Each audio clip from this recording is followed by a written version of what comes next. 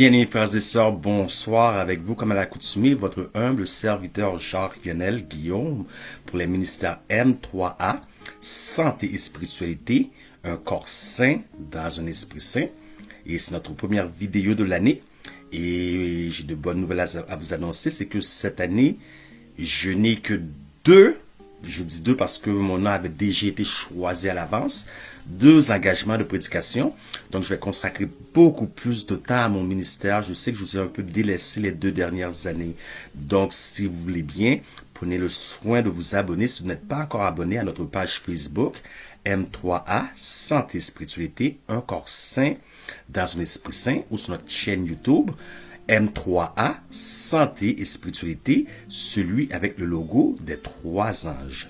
Donc, ceci dit, ce soir, en cette fin de sabbat, nous allons considérer ensemble un sujet important. Bien sûr, ça va être sur la santé, mais ça va être plus porté sur l'utilité de l'Église. L'Église, est-ce une agence ou une secte? Donc, c'est au travers, via le message de la santé, que nous allons considérer cela, mais nous allons considérer spécifiquement le don des langues, le don des langues. Et je dois dire, parce que dernièrement, je me suis fait prendre par un frère. Et il a pris ce que j'ai dit hors de contexte. D'ailleurs, nous allons y revenir au cours de ce court message. Donc, pour être sûr que personne ne me prenne hors contexte, lorsque nous allons parler des dons de langue, ça va être par voie analogique. Donc, avant de débuter le petit message que j'ai pour vous aujourd'hui, nous allons courber la tête pour une courte prière. Éternel, notre Dieu, notre Père, Dieu d'Abraham, d'Isaac et de Jacob. Je ne suis pas digne d'ouvrir la bouche, de dire quoi que ce soit de bon sur toi. Mais je te remercie à l'avance de me donner cette opportunité pour un tel pécheur comme moi de pouvoir parler en bien de toi, Seigneur. Donc, je te demande simplement de me cacher derrière la croix et d'ouvrir les cœurs afin qu'ils puissent recevoir ce message et considérer dans le temps que nous vivons actuellement. Ceci, nous te le demandons au nom de Jésus. Amen. Bien-aimés, nous allons débuter immédiatement par notre texte de méditation du jour, bien-aimés. Voilà notre texte de méditation du jour qui se trouve en Acte 2, versets 1 à 12. Verset 1 à 12. Et c'est dans le contexte de la Pentecôte où les disciples ont reçu divers dons. Donc, c'est dans le contexte de la Pentecôte. Et entre autres, nous allons voir, comme je le disais auparavant, le don des langues. Bien-aimés, il est écrit, le jour de la Pentecôte, ils étaient tous ensemble dans le même lieu. Tout à coup, il vint du ciel un bruit comme celui d'un vent impétueux, et il remplit toute la maison où ils étaient assis. Des langues semblables à des langues de feu leur apparurent séparées les unes des autres, et se posèrent sur chacun d'eux. Ils furent tous remplis du Saint-Esprit et se mirent à parler d'autres langues. Selon que l'Esprit leur donnait de s'exprimer. Or, il y avait en séjour à Jérusalem des Juifs, hommes pieux de toutes les nations qui sont sur le ciel. Au bruit qui eut lieu, la multitude accourut et elle fut confondue parce que chacun les entendait parler dans sa propre langue. Donc, ils étaient tous dans l'étonnement et là, surpris, ils se disaient les uns aux autres, « Voici, ces gens qui parlent, sont-ils pas tous galiléens? Et comment les entendons-nous dans notre propre langue? » Dans notre propre langue à chacun, dans notre langue maternelle. Écoutez, Pathès, Médès, Élamite, ceux qui habitent la Mésopotamie, la Judée, la Cappadoce, le Pont, l'Asie, la Phrygie, la Pamphylie, l'Égypte même, incroyable, hein? L'Égypte, le territoire de la Libye, voisine de Cyrène, et ceux qui sont venus de Rome, juifs et prosélytes, crétois et arabes. Vous entendez bien? J'arrive à quelque part avec vous. Restez avec moi, c'est très intéressant. Marquez pas une seconde, c'est très intéressant. Ok? Et arabes. Comment les entendons-nous parler dans notre langue, des merveilles de Dieu? Ils étaient tous dans l'étonnement et ne sachant que penser, ils se disaient les uns aux autres, que veut dire ceci? Donc, le don des langues que nous parlons ce soir, ce n'est pas les langues que souvent dans les églises protestantes vous entendez parler. Ce sont vraiment des langues audibles et que les disciples ont reçu un don dans le but de propager l'évangile bien-aimé. Mais, il y a certains besoins. Donc, lorsque nous parlons des dons de langue, nous devons considérer certains besoins. En Amérique, par exemple, aux États-Unis, les gens n'ont pas le même besoin qu'en Afrique. D'ailleurs, le fameux prédicateur Martin Luther King Jr. a dit ceci, que ce soit à Memphis, Tennessee, Birmingham, Alabama, Nairobi, Kenya, Johannesburg, Africa, the cry is the same. Que ce soit dans ces lieux-là, le cri est le même. We want to be free. Nous voulons être libres. Et pourtant, vous avez des gens qui sont aux États-Unis, Birmingham, Alabama, Memphis, Tennessee. Ils parlent de Nairobi, Kenya. Ils parlent de Johannesburg, Africa. Des endroits complètement opposés, mais ils ont le même besoin. Donc, ils parlent le même langage. Quel est ce langage? Nous voulons être libres. Donc, c'est sûr, c'était dans le contexte de l'esclavage aux États-Unis, et l'esclavage qui a duré longtemps. Donc, il y avait un seul cri du cœur partout pour le peuple noir. Nous voulons la liberté. Nous voulons être libres. D'ailleurs, vu que les langues sont reliées à des besoins, une personne, un grand évangéliste du nom de Herb Montgomery, a voulu exploiter ce besoin. Quel est le plus grand besoin de l'être humain actuellement, des êtres humains actuellement vivant sur cette terre? Le plus grand besoin des êtres humains actuellement, c'est le besoin d'être aimé. Moi, j'en ai tellement de besoin et je sais que vous en avez tellement de besoin vous aussi. Nous avons tous besoin d'être aimés. Alors, le pasteur, l'évangéliste Herb Montgomery a voulu exploiter ce besoin. Donc, il s'est mis à prêcher uniquement des sermons, des semaines de réveil sur l'amour de Dieu.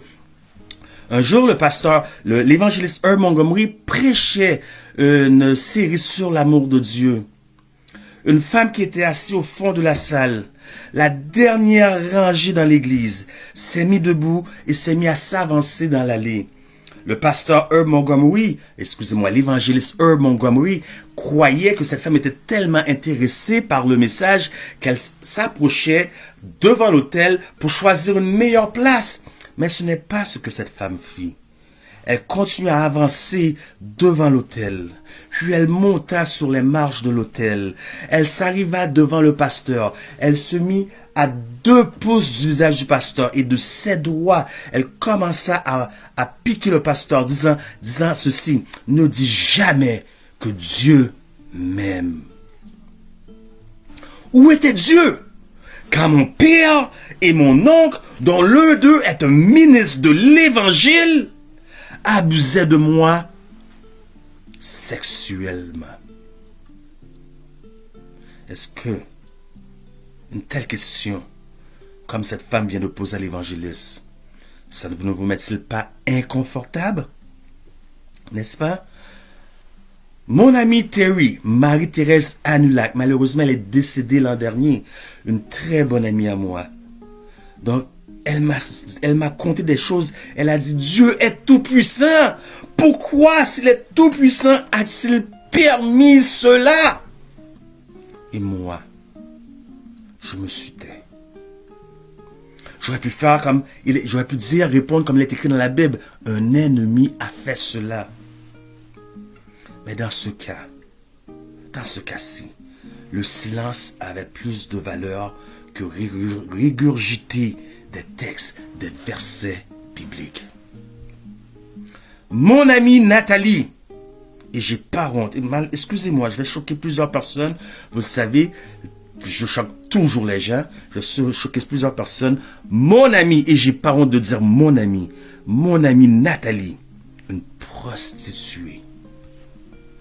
Et lorsque vous connaissez son histoire, vous allez dire, ok, je comprends pourquoi tu dis que c'est ton amie. Une prostituée, née probablement de parents toxicomanes. À l'âge de 9 ans, son papa lui a mis l'aiguille dans le bras. Ça devait être sûrement de la cocaïne ou de l'héroïne, spécifiquement pour lui rendre accoutumé, addict, de sorte qu'il pourrait se servir de sa propre fille comme objet de prostitution pour payer sa consommation. Que répondez-vous à une telle chose, un tel acte abominable comme celle-ci? Qu'en est-il de cette jeune fille mineure, 8-9 ans, qui se met à genoux à côté de son lit et dit, Dieu, je te supplie Jésus, lorsque tu sortiras de la constellation d'Orient, tourne vers la gauche, tu vas tomber dans une constellation qui est notre galaxie à nous, constituée de 9 planètes. Trouve une planète qui est tout en bleu, vert, remplie d'eau et de nuages. C'est la planète Terre. Rendu sur la planète Terre, tourne à gauche et tourne à droite, tourne à gauche, tourne à droite. Tu vas tomber dans tel pays, dans telle ville, dans telle rue. Et la 4e maison, c'est ma maison. Vite Jésus, je t'en supplie, viens vite ce soir avant que mon papa il arrive parce qu'il me fait mal à tous les soirs. Et vous comprenez ce que je veux dire par là? Est-ce que ça vous rend inconfortable? Que répondez-vous à de telles choses comme celle-ci? Pour la majorité des chrétiens, nous sortons la Bible et nous commençons à citer des textes bibliques aux gens. Mais le problème, c'est que nous ne parlons pas le même langage. Nous arrivons devant les musulmans avec la Bible, tandis que eux, ils ont le Coran. 2 langages complètement différents. Nous leur disons que Allah n'est pas le vrai Dieu, que Mohammed est un faux prophète, tandis que eux, ils peuvent dire la même chose de Jésus, de Dieu le Père. Ils peuvent dire la même chose de Ellen White ou de tous les prophètes qui se trouvent dans la Bible. Parce que nous ne parlons pas le même langage. Nous arrivons devant les Zoroastriens. Ils ont leur livre et nous avons la Bible. Nous ne parlons pas le même langage. Comment peut-on se faire comprendre si nous ne parlons pas le même langage? Nous arrivons devant les bouddhistes. Et nous régurgitons tout ce que nous avons mémorisé de la Bible. Et eux, ils ont un autre livre, d'autres choses. Nous ne parlons pas le même langage.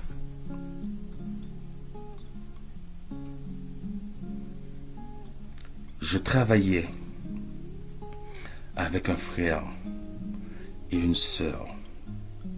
Je leur donnais des études bibliques. La sœur a eu le temps d'être baptisée. Mais le frère était sur le point d'être baptisé. Un jour, un sabbat matin, je les ai amenés tous les deux à l'église. Une église de Montréal dont je ne vais pas citer le nom. Une église adventiste. Et là, l'église, une église haïtienne, remplie de gens noirs, voyant qu'il y avait 2 caucasiens, c'est-à-dire des gens de couleur blanche dans la salle, ils ont parlé créole tout le long, ignorant ces gens-là. Bien que la femme m'a accompagné plusieurs sabbats après, qu'elle avait accepté le Seigneur, mais celui qui était prêt, qui avait pris la décision de se faire baptiser, a dit, j'ai jamais été insulté dans ma vie. C'est un flagrant manque de respect. Ils ont parlé créole c'est pas parce qu'ils savaient pas parler français. Ils ont parlé créole tout le long, l'homme s'est senti insulté. Dans une autre église où j'ai amené une personne caucasienne, une femme caucasienne, le pasteur, prédicateur en avant, il se parlait créole. Et j'ai fait signe à l'autre pasteur laïque qui s'occupe de cela, de dire au pasteur de changer. Le pasteur laïque a compris. Il a fait signe au pasteur de changer de langue. Le pasteur a complètement ignoré. À la fin du culte, tandis que le pasteur était là à la porte, serrant la main aux gens, c'était à mon tour de passer devant le pasteur et de lui serrer la main. Et je lui ai dit, je ne suis pas fier de toi. Il a dit, ça, c'est ton problème. Tu aurais dû t'asseoir à côté de la dame et la traduire dans l'oreille. Vous voulez dire que j'ai fait 1 heure de route, plus qu'1 heure de route actuellement, parce que le samedi, les autobus passent quasiment aux 30-40 minutes sur la rive sud pour me rendre à Rivière-des-Prairies. Et vous me dites, c'est 1h30 de route. Et vous me dites que j'aurais dû m'asseoir tout le long pour chuchoter dans l'oreille de cette femme qui a fait 1h30 de route, elle aussi, pour entendre chuchoter dans son oreille, tandis que vous êtes en avant, que vous aurez pu livrer le message en français. Nous ne parlons pas le même langage. Le fait de ne pas parler le même langage a permis à beaucoup de gens, de beaucoup de nations, d'avoir des guerres puisque nous ne sommes pas capables de nous comprendre les uns les autres. Il y a donc un problème dans la chrétienté. Un très grand problème. Et à chaque problème, une seule question doit être posée. Fais-je partie du problème ou fais-je partie de la solution? Voyez-vous, même nous avançons en adventistes, nous avons nos propres jargons. Laissez-moi vous donner un exemple. Lorsque j'ai voulu m'inscrire au ministère pastoral à l'université, ils m'ont fait parvenir en 2006 ma formule d'application. Et à cette époque-là, je n'avais aucune idée sur la formule d'application. C'était marqué « Are you » êtes-vous SDA? Pour l'amour de Dieu, qu'est-ce que ça veut dire SDA? C'est sûr qu'aujourd'hui, je sais que c'est Seventh-day Adventist. Mais à l'époque, puis ça faisait des années, j'étais déjà à l'église. Je n'avais aucune idée. On ne parle pas le même langage. Un prédicateur de la vérité présente parlait du BMI. BIM. Je l'ai contacté. J'ai dit, qu'est-ce que c'est que le BIM? Il n'a jamais répondu à ma question. Nous avons nos jargons. Nous ne parlons pas le même langage. Et vous allez voir quel est le rapport entre les missionnaires médicaux, le don des langues, dans ce que je vous apporte. Donc, nous arrivons aujourd'hui avec un problème. Et il y a les écologistes qui parlent de changement climatique, réchauffement planétaire. Nous arrivons avec la Bible, eux ils arrivent avec des faits. Aucun point d'entente, puisque nous ne parlons pas le même langage. Nous allons voir les scientifiques. Ils ont des preuves, des faits, parce que la science s'établit sur des faits quantitatifs et observables. Ils ont des faits et nous arrivons avec la Bible. Nous ne parlons pas le même langage. Bien-aimés, moi-même, dernièrement, je donnais une série. 5 étapes pour vaincre la bête. 5 étapes pour vaincre la bête. La dernière étape, c'était le mariage. Quelle est la relation du mariage pour vaincre la bête? Donc, je faisais cela par voie analogique. Que Dieu désire qu'être un, c'est 2 corps qui forment une seule chair. Être un en action, en pensée, en parole, en méthode, en doctrine avec son peuple. Et c'est par la consommation. J'ai donné dans cette série de conférences, j'ai donné des exemples concrets comment les mariages se faisaient au temps biblique. Vous n'allez pas trouver nulle part dans la Bible où il fallait se rendre dans une église devant un prêtre. Ça, c'est pas un mariage. Ça, c'est arrivé plus tard par Constantin. Puis le pape, plus tard, a utilisé la méthode de Constantin pour que tous les gens viennent à l'église se marier. Mais ce n'est pas le mariage biblique. Le mariage biblique, au temps biblique, se faisait par la sexualité. Cependant, il y avait 6 étapes, 6 clauses à accomplir avant d'en arriver à la sexualité. Car si vous prenez juste une femme, vous l'amenez dans votre canopie, cela n'était pas un mariage, mais de la fornication. Et pour qu'un mariage soit légal aux yeux de Dieu et non aux yeux des hommes, elle doit être consommée. Mais voyez-vous, mes bien-aimés, j'ai jugé que l'auditoire devant lequel je donnais cette conférence sur un groupe privé WhatsApp était assez ouvert d'esprit pour comprendre qu'un arrêt, un stop à chaque arrêt d'autobus n'était pas nécessaire. Une personne m'a repris devant tous, m'apportant des faits, et lorsque j'ai écouté qu'est-ce que la personne avait à dire, je me suis dit, où était donc cette personne? Puisque les faits qu'il m'a apportés, s'il avait pris le temps d'écouter, il aurait vu que j'en ai discuté amplement. Vous savez comment cela s'appelle? Ça s'appelle le hard listening, de l'écoute dure. Donc je lui ai dit, je lui ai même promis, je vais donner suite à tes remarques. Mais après ça, l'Esprit de Dieu m'a dit, toute chose ne mérite pas ton attention. Et j'ai laissé tomber. Le deuxième aspect qu'il m'a apporté, j'avais parlé que la sexualité, le mariage, c'est pour les vierges.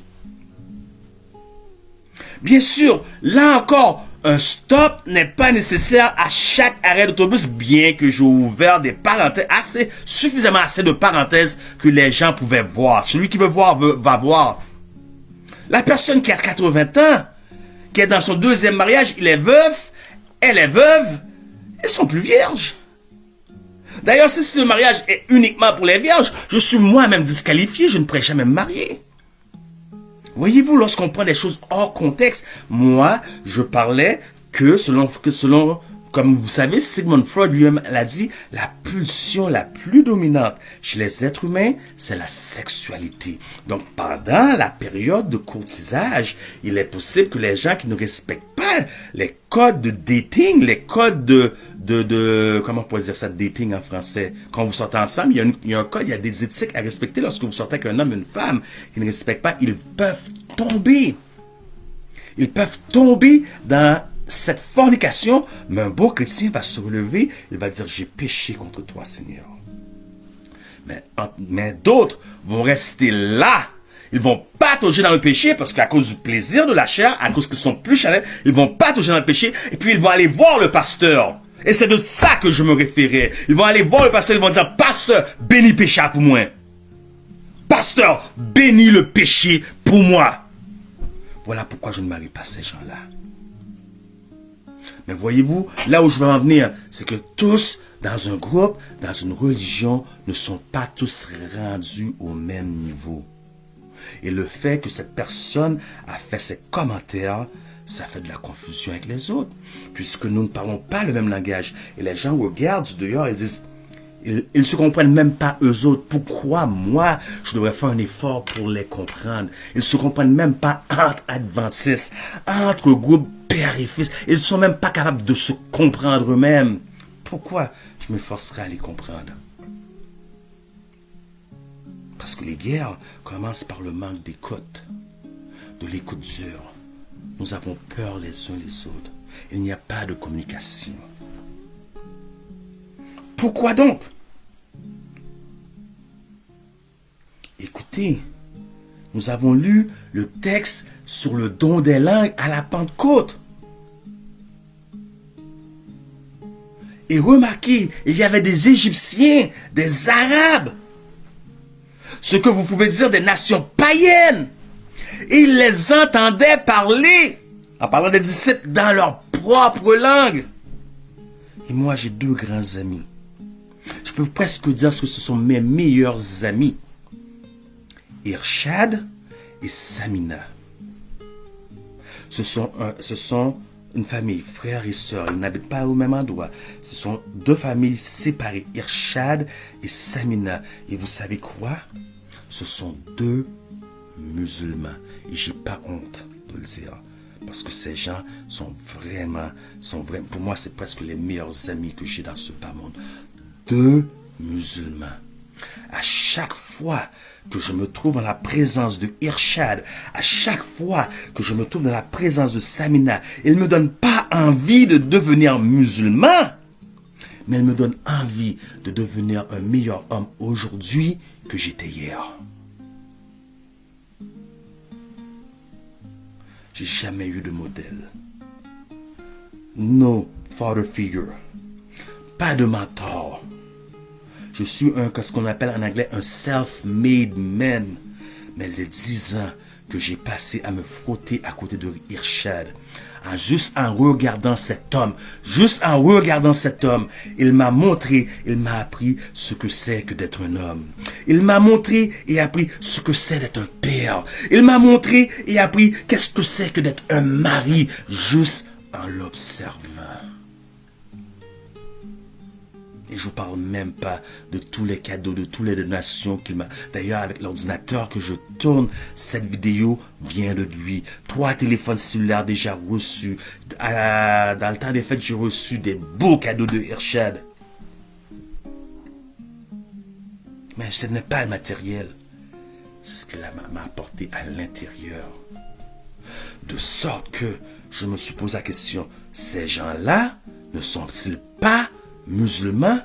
Comment se fait-il que moi, Jacques-Lionel Guillaume, je les comprends dans ma propre langue maternelle?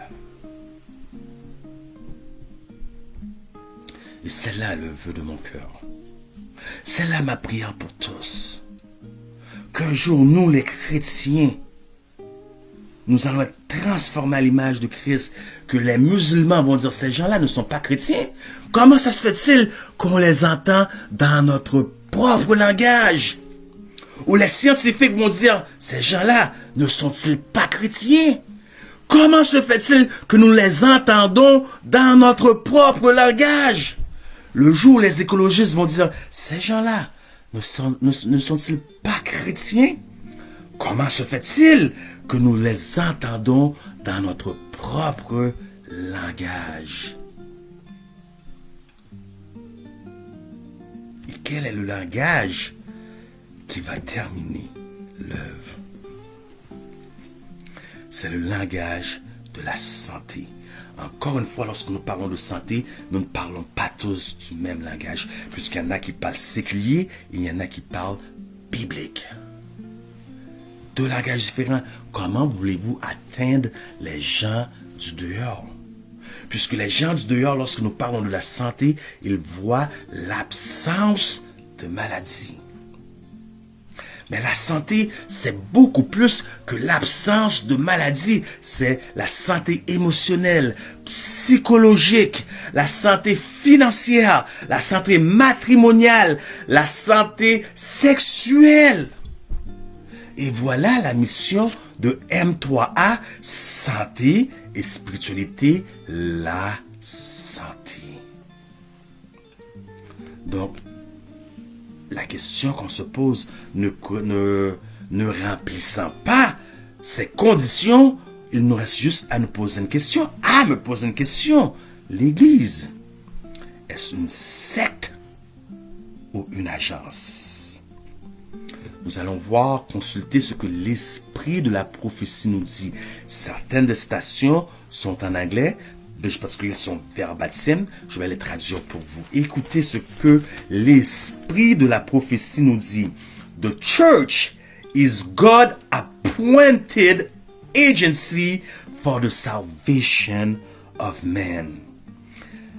L'Église est l'agence de Dieu pour le salut des hommes. C'est une agence. It was organized for service. Elle a été organisée pour le service chrétien. And its mission is to carry the gospel to the world. Et sa mission, c'est d'amener l'évangile au monde. Il n'a pas dit sa mission, c'est d'amener l'évangile entre adventistes du 7e jour. Séquestrez-vous entre vous, priez assez, étudiez assez pour être capable de défendre votre doctrine. D'ailleurs, vous pouvez connaître toutes les doctrines que vous voulez.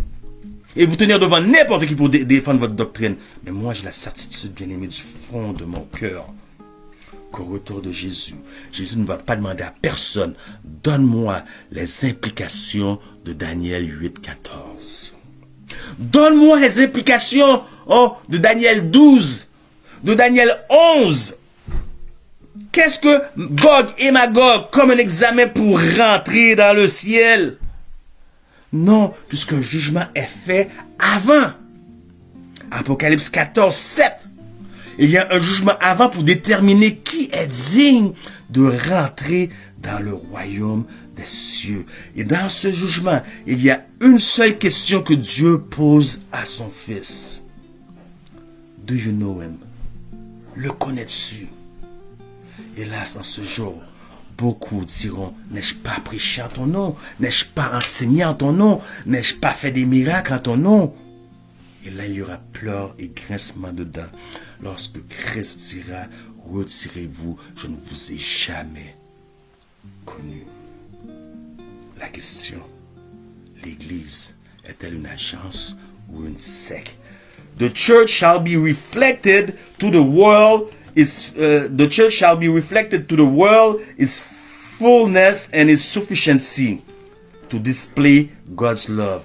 Act of Apostle, chapter 1, page 1. Conquérant pacifique, page 1, chapitre 1. L'Église devra refléter la suffisance et le caractère, en d'autres mots, montrer l'amour de Dieu. Car l'amour ne s'exprime pas en citant des textes qui roulent bien sur la langue. L'amour se reflète au travers de gestes concrets.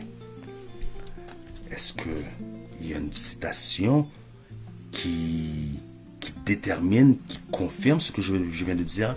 L'amour se détermine par des gestes, par des actions concrètes. Donc, allons voir. Et vous allez me dire si l'Église est une secte ou une agence. Écoutez ce qu'il a dit. 2 Testimonies, 2 Testimony, page 35. 2 Testimony, page 35. 2 Testimony, témoignages, tome 2, page 35. Bien sûr, c'est en anglais. Allez voir la citation verbatim en anglais parce que les pages peuvent changer depuis la controverse qu'il y a eu autour de E.G. White et State. Donc, je vous conseille d'aller voir les choses en anglais premièrement et vous pouvez le transférer à partir du site. Donc, il a dit, it is not, écoutez bien, it is not the abundance of your assemblies, of your meeting. Ce n'est pas l'abondance de vos rencontres. Vous pouvez avoir des réunions chaque semaine, 3 fois par semaine, 5 fois par semaine, 7 jours par semaine. Vous pouvez avoir, mais ce n'est pas l'abondance de vos réunions, de vos assemblées. That God accept, que Dieu accepte. It is not the numerous prayer. Ce n'est pas la quantité innumérable de vos prières que Dieu accepte. But the right doing, mais la justice. Mais votre justice. Paraissez-vous devant Dieu avec la justice de Christ ou votre propre justice? Considérons encore ce que veut dire votre justice. Écoutez, partout se trouvent des gens auxquels la parole de Dieu n'a jamais été présentée et qui n'assistent à aucun service religieux.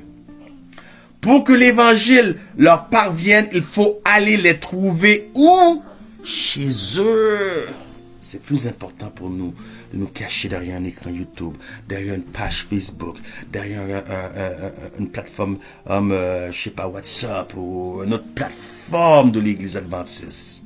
C'est plus facile que de se déplacer, d'aller visiter les gens dans leur foyer. Or, le soulagement de leur souffrance offre souvent un moyen pour les aborder. Les infirmières missionnaires qui donnent des soins dans les familles ou font des visites aux pauvres rencontrent bien des occasions de prier, de lire les passages de l'Écriture et de parler du Sauveur. Elles peuvent intercéder en faveur de ceux qui manquent de volonté pour maîtriser leurs passions mauvaises, apporter un rayon de soleil dans la vie des découragés et témoigner par des actes de bonté et non par des, c'est les mots, les versets qui roulent si bien sur la langue, par des actes de bonté, une affection qui les aidera à croire à l'amour de Christ. Souvenez-vous, bien-aimés, j'ai parlé de mon amie Nathalie. J'ai parlé de Herb Montgomery qui donnait une conférence sur l'amour de Dieu dont cette femme a dit « Dis pas que Dieu m'aime. Il était où ton Dieu lorsque mon père, mon oncle m'abusait sexuellement. » Ministre de l'Évangile en plus. Je vous ai donné l'exemple de cette petite fille. On ne parle pas le même langage. Ça ici, ce que je viens de citer, c'est le langage universel que tous peuvent comprendre. C'est le langage du cœur. Voyez-vous, je travaillais dans l'un des pénitenciers du pays. Et j'avais amené un sabbat avec moi, un groupe de laïcs. Je suis arrivé dans le pénitencier. Et j'ai utilisé deux mots vulgaires. Laissez-moi vous dire, non, une seule phrase que j'ai dit vulgaire, mais c'était tout. Mais toutes les laïcs ont été offensés. Et moi, je savais exactement ce que je faisais, où j'allais. Et c'était bien calculé, prémédité, d'utiliser cette phrase, unique phrase vulgaire. J'ai parlé de faire une fellation au diable. Ça, c'est le langage propre. Mais lorsque je l'ai dans la prison, j'ai pas parlé de fellation. J'ai dit sucking the devils, 3 petits points. Sucking the devils, 3 petits points. C'était voulu. Parce que je me trouvais au milieu des pires criminels. Il y en avait qui étaient incarcérés pour meurtre, prison à vie. Mais voyez-vous, par là, j'ai reçu tout leur respect et j'ai eu toutes leurs attentions. Parce que lorsque je dis sucking the devils, 3 petits points, ils savent maintenant que ce langage, ce n'est pas tout le monde. C'est un langage spécifique que uniquement certaines personnes peuvent comprendre qui viennent de la rue. Là, ils se sont dit, parce que je ne suis pas le seul qui travaillait à cette prison-là. Vous avez d'autres aumôniers, entre autres des aumôniers catholiques et protestants. Ce qui a fait le changement, la différence, c'est qu'ils ont dit, cet homme ne vient pas nous régurgiter 6 ans et demi de trucs qu'il a étudiés à l'université. Cet homme a une expérience. Et si Dieu a été capable de changer cet homme, Dieu peut aussi me changer en guise de revanche après avoir parlé ainsi. L'un des prisonniers est sorti aujourd'hui à l'heure où je vous parle. Il fait le tour des écoles, le tour des collèges, le tour des universités pour parler aux jeunes, pour dire voilà par où je suis passé, n'y allez pas. N'y allez pas. Voyez-vous, lorsque nous parlons le même langage, les gens nous comprennent. À quand les gens vont-ils dire, ces gens-là ne sont-ils pas chrétiens? Comment se fait-il que nous les entendons dans notre propre langue? Écoutez, notre citation.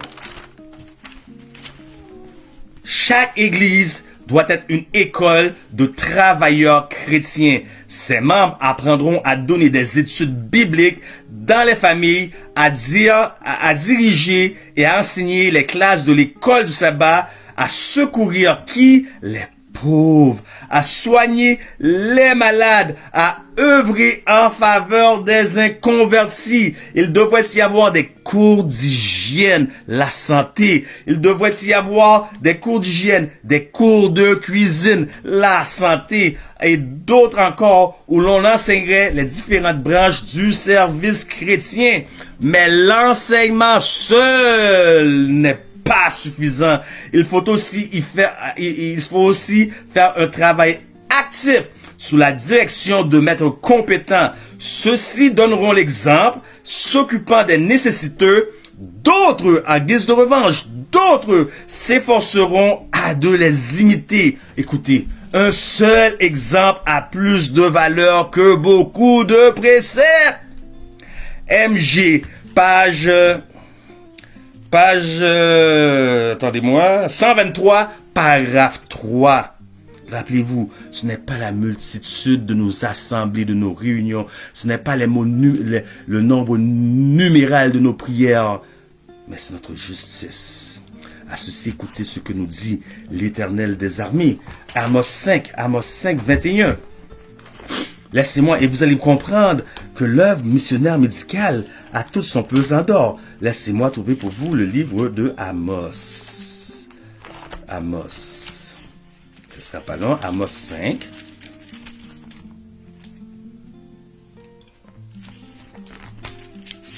C'est tellement petit pour mes yeux en plus.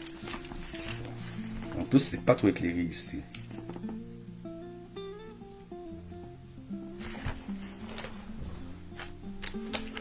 Amos 5. J'arrive à Jérémie.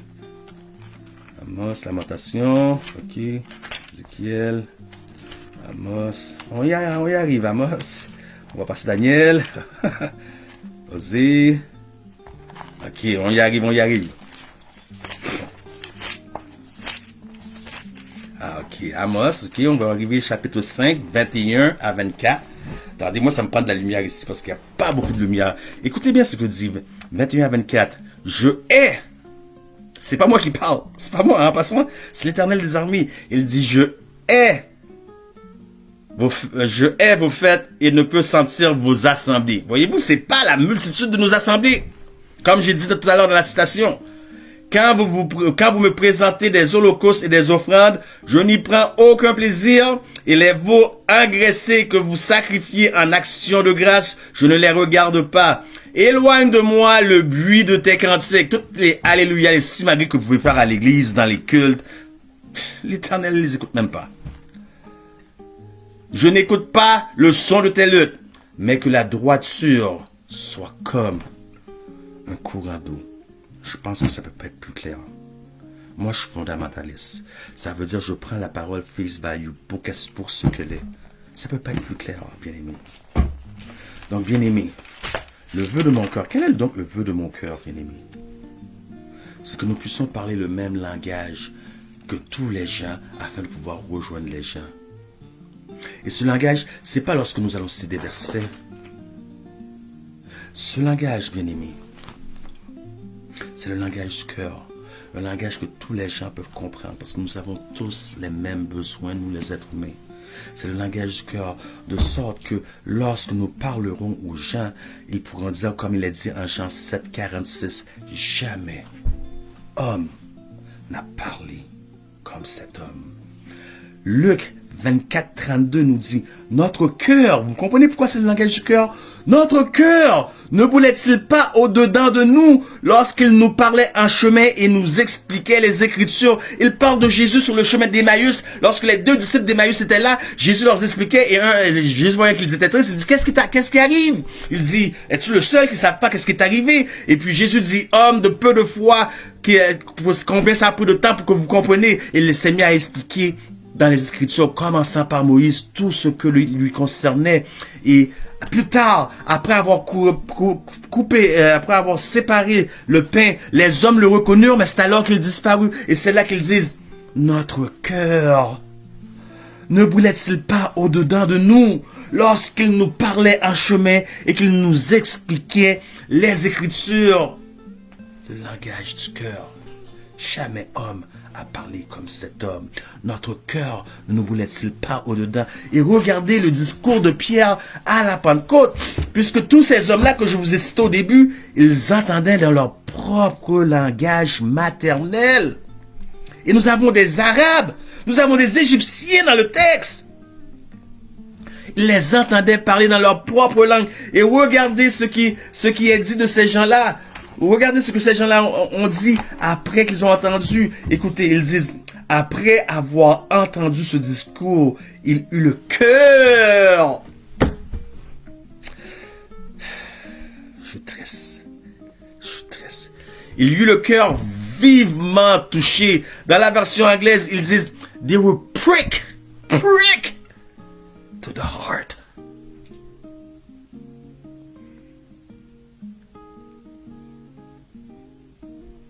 Le plus grand péché de l'Église adventiste, et même des autres églises chrétiennes, c'est le syndrome laodicéen. Le syndrome de laodicéen va beaucoup loin, plus loin que vous le croyez. C'est un blasphème. Puisqu'aucun blasphémateur ne va rentrer dans le royaume de Dieu. Pourquoi c'est un blasphème? Lorsque je dis aux frères, aux laïcs, faisons ci, faisons ça, parce que ça se peut qu'ils n'aient pas la connaissance que je connais au niveau de l'esprit de la prophétie. Mais j'apporte des faits clairs. Et les laïcs croient tout savoir maintenant, de sorte qu'il est extrêmement difficile d'enseigner aux laïcs. Les laïcs font l'œuvre parfois de l'ennemi. Peut-être sans le savoir, parce que le frère dont j'ai cité tout à l'heure, lorsque je donnais l'exemple du mariage, de la virginité, peut-être qu'il ne le savait pas, mais c'est l'ennemi qui est l'accusateur de nos frères. Et dans quoi je dis c'est un blasphème? Parce que pour être un Dieu, ça prend 3 aspects. L'omniscience, ça veut dire la connaissance de tout. L'omnipotence, la puissance. L'omniprésence, être partout à la fois. Les chrétiens aujourd'hui blasphèment à cause du syndrome de Laodicée. L'omniscience. Ils savent tout. Ils ne veulent plus écouter personne. Leur méthode est la meilleure. Tandis que les Noirs disent, seule la méthode de Christ. Il n'a pas 10. Seule la méthode de Christ va réussir. Christ se mélangeait. Aujourd'hui, on ne se mélange pas avec personne. J'ai oublié, j'avais pensé l'amener, puis là j'ai oublié. J'avais pris une canette de Canada Dry.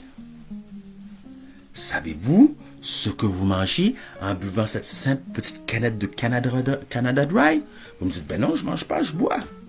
Non, tu manges. Qu'est-ce que tu manges en buvant cette simple petite canette de Canada Dry? Ça peut être une canette de Pepsi, une canette de Coke, peu importe.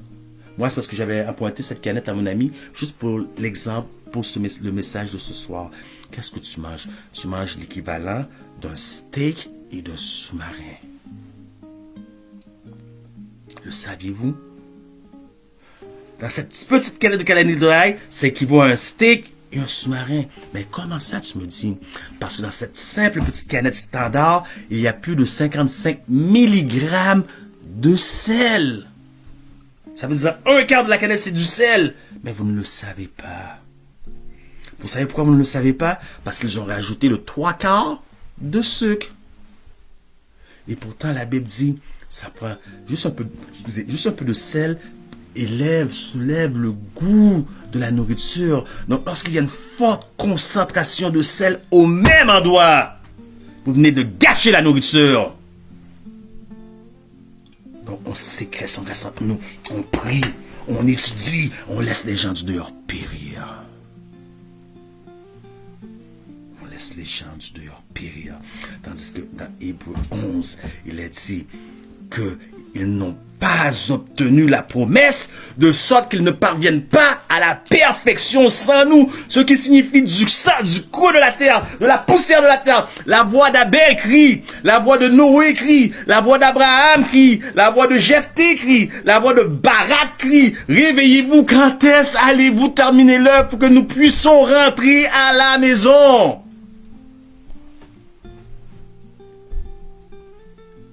Nous ne parlons pas le même langage. Et lorsque nous allons parler tous le même langage du cœur pour atteindre les gens au travers du missionnaire médical, nous allons peut-être devenir, comme j'ai dit, de mes amis Irshad et Samina. Parce que Irshad et Samina ne m'ont jamais rien dit sur le Coran, bien qu'ils soient musulmans. D'ailleurs, Samina elle a dit, nous, on n'est pas comme vous. On n'est pas agressif à partager notre foi. Vous savez pourquoi? Peut-être bien que Irshad et Samina sont le message. Le jour où nous allons devenir le message, au lieu de le citer, de le régurgiter aux gens, le jour où chacun de nous va être le message. Il est dit en Apocalypse 18, toute la terre sera illuminée de la gloire de Dieu. Que Dieu vous bénisse. C'était votre humble serviteur, Jean-Riel Guillaume, pour le ministère M3A. Santé et spiritualité.